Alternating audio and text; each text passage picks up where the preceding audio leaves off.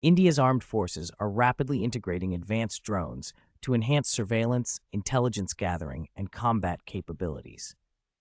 Leading the fleet is the Heron, an Israeli-origin UAV extensively used for high-altitude reconnaissance along sensitive borders.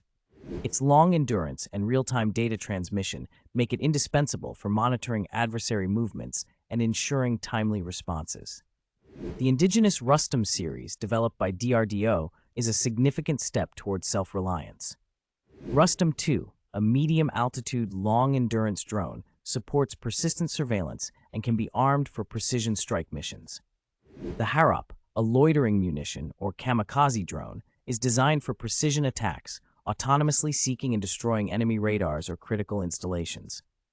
The Israeli Searcher Mark II serves as a reliable asset for tactical surveillance and artillery spotting in challenging terrains.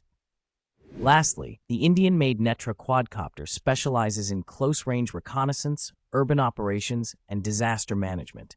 Together, these drones significantly strengthen India's defense posture, providing a crucial technological edge in modern warfare scenarios.